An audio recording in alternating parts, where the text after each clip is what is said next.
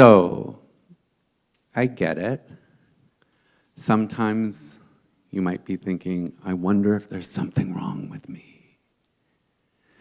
I wondered that almost all the time.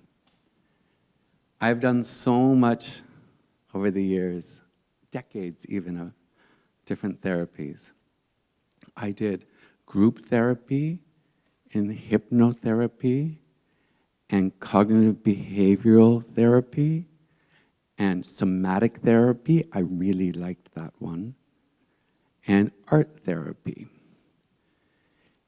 I even got the chance to take advantage of 2 different psychiatrists through different means and ends.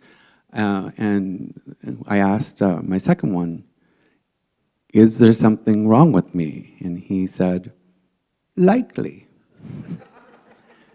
So now I work as when I can, as a professional MC and a teacher, and I love performing for audiences. I'm always in front of people trying to entertain them. It's very dangerous that they gave me a microphone. I didn't realize we were going to have one. It was like, oh no, I'm going to turn into performer guy.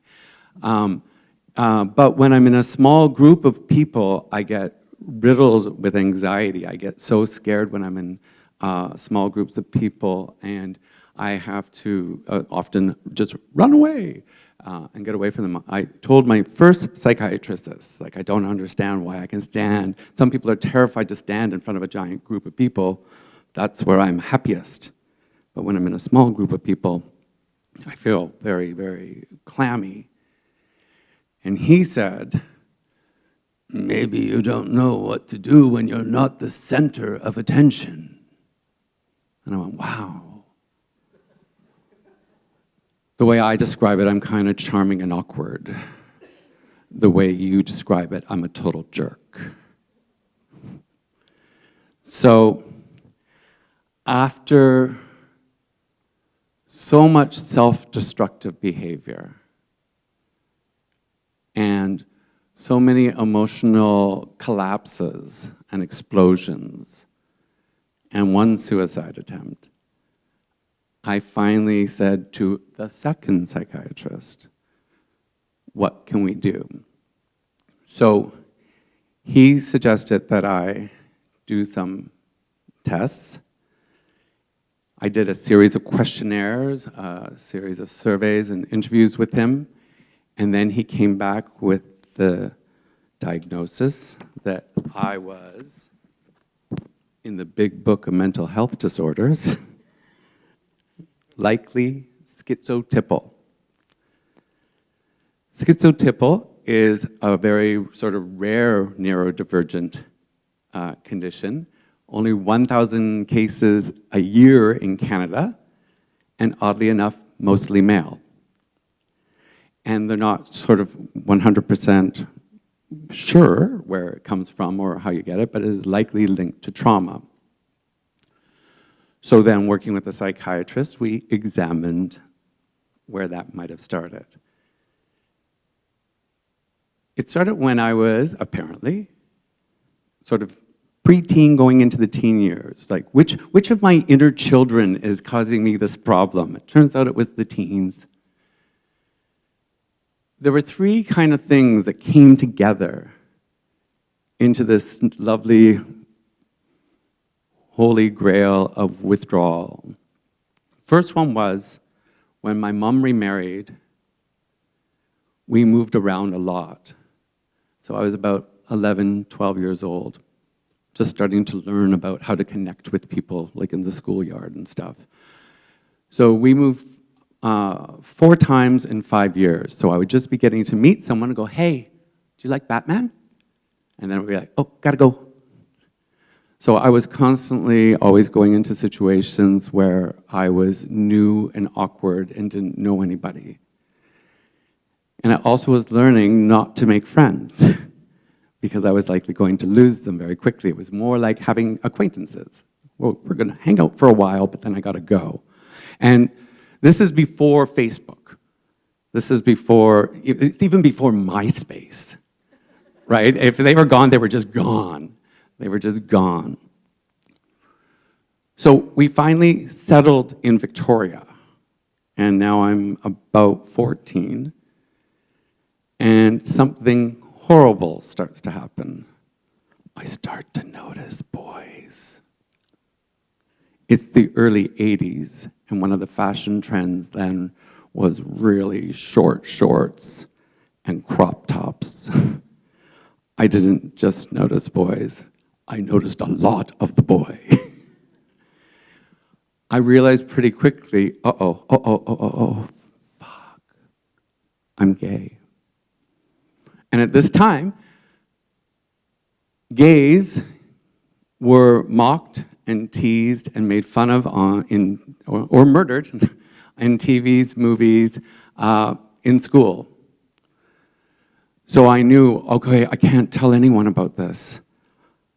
And because I wasn't telling anybody about this, I didn't have anyone to get any help with this. So I was just rolling into my head. So I was already in my head when I was in the school, and now I'm further into my head when I realize, I'm gay. So what I figured I'll do is I'll just act super straight. No one will know. That wasn't gonna work.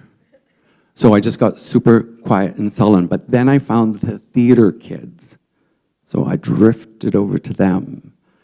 And at our school, we had like a cafeteria, and then there was a corridor and the drama room. So we hung outside the drama room in that corridor, talking and laughing and talking about Les Miserables and cats and stuff like that. And what happened was I started to get comfortable. And so I started talking and playing, and a little bit of gay leaked out. And it was like blood in the water, and the rest of the school were sharks. Because suddenly, all the eyes were on me. Well, not all the eyes, some people didn't care. So now I was like, I've been discovered. So that meant every time I walked down the hallway, my eyes were constantly looking for danger as I walked down the hallway.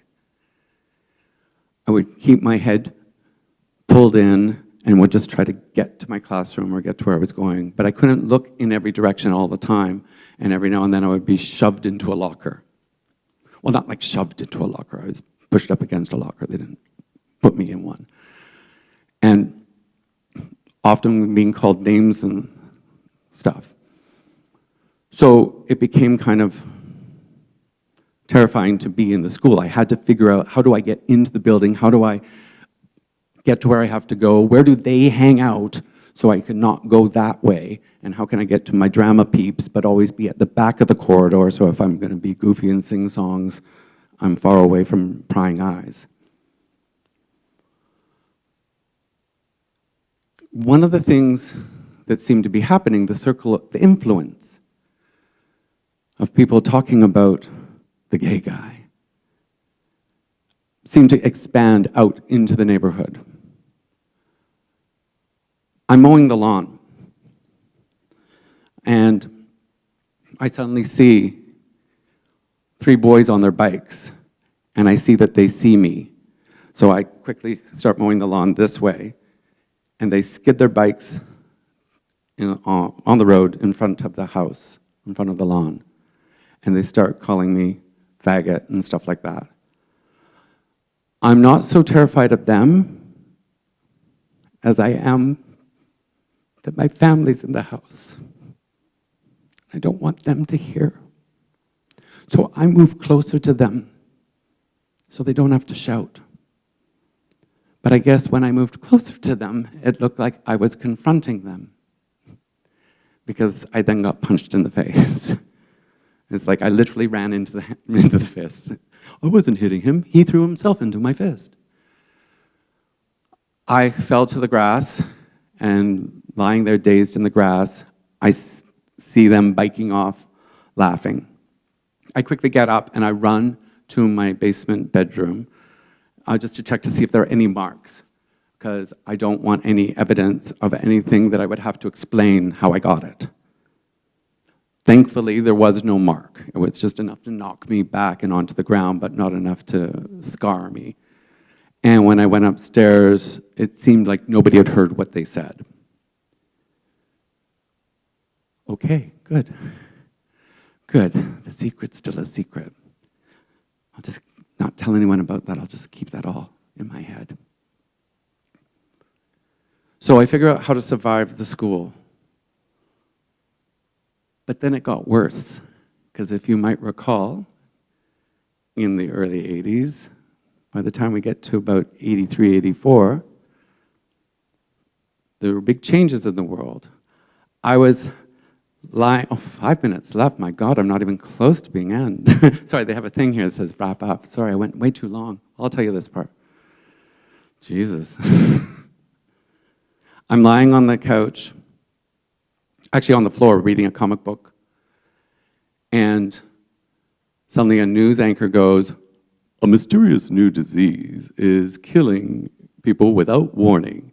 Gay men, intravenous drug users, hemophiliacs, and Haitians." Apparently Haitians were on the list at the beginning. I see the TV right away. I freak out. I wonder, I feel like my parents are looking at me. My stepfather and my mother are looking at me. But they're not, they're talking. So I go, holy crap, now what? I'm in a washroom, a public washroom, and I see a sign, graffiti that's written on the wall that says, "What's the worst part about getting AIDS? Trying to convince your parents you're Haitian." So I kept that inside.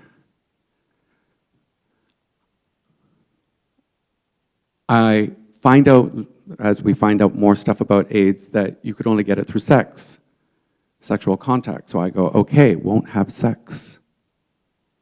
I don't tell anyone, of course, you don't report that. The last thing I'll say really quick in terms of the trauma, because I only have 4 minutes left now, is the stepfather. He and I didn't get along. We didn't get along very well once he entered the picture. And I remember one day, quite clearly, I was going up the basement stairs, rather nonchalantly, to go and have my shower and get ready for school. But when I opened the door, I meet him. He's right in front of me. And his eyes are filled with anger. I'm looking, and he says, "I don't want to see your ugly, pimply face up here before I have my breakfast." I quickly look past him to see if my mom or my sister are going to say anything. They don't. So I just closed the door and went back down the stairs. And I sat on the edge of my bed. And I wasn't too sure what's supposed to happen. Like, am I going to be given a signal when I can come upstairs? But finally, I hear his car on the gravel road drive away. So I run upstairs quickly, and now there's no time to shower or wash my face. So I just quickly have breakfast and I go to school, and I am positive that I stink.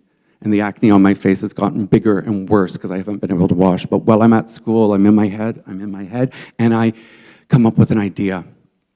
And when I get home, I ask my mom if I could borrow the heating pad, and if I can borrow the plastic tub that's underneath the sink. And I get a towel. And that night, when I get ready for bed, I take the plastic tub and I fill it with hot water from the basement sink. I plug in the heating pad, I put the tub on the water, filled with water on the heating pad, and I put the towel over it. I'm pretty proud of this clever idea. I go to bed, I wake up in the morning, and I go, oh yeah, ugly David not allowed upstairs. But then I see my washing station. I go over, I lift up the towel, the water's still warm. So I can wash myself. I wash my hair, I wash my face. I'm like, yeah, this is a really clever idea. And then the car drives away, and I run upstairs and I have breakfast, and that's a success. I'm so proud of my very, very clever idea that I want to tell people, guess what I did? I washed myself in my room. It's not something you brag about. So I didn't tell anyone, except for you people. And that went on for several months. So this combination of the moving, the gay thing, the ugly thing, kept me so much in my head all the time. There was no real epic violence, the punch to the face. I mean, there was a little bit of that stuff in the school, but there was always just the threat of it. So that's when as I grew up, I discovered I have a tough time with relationships with people, with trust, with properly communicating, and that's why the psychiatrist said you are likely, of all the choices in this book, schizotypal, and how that manifests for me, and then I'll go into my conclusion. How that manifests for me is that I often am riddled with anxiety and depression. And I, like I said at the beginning, had some self-destructive behaviors. But the good news is, I don't drink myself to blackout drunk anymore. I used to be a secret drinker. A lot of people went, "You're a drinker?" And it's like, oh, I was really good at it. Nobody knew, except the local beer and wine stores. I no longer smoke anymore. I quit both of those a while ago. And I'm now a vegetarian. And I'm reading, because one of the other symptoms of schizotypal is a little bit like not being able to, like Asperger's or autism, that you're not picking up social cues. So I often interrupt people or I go on tangents. So I'm now reading lots of books on how real people interact, how different people talk to each other, how to communicate with people. Turn directly to them and look them in the eye. Stand as they enter the room. Say their name. And I'm trying to figure out more and more as I'm moving into the last half of my life, getting pretty old. How do I navigate now that I have this information? I see it as a good thing to have this diagnosis. So I'm working with it, working within it. And the most important thing that I have is I have hope. That's my time. Thank you.